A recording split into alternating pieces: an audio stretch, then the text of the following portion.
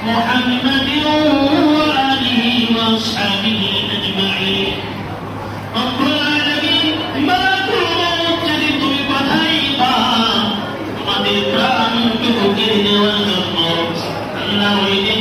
আমাদের প্রত্যেকের জবানে জারি করে দিও লা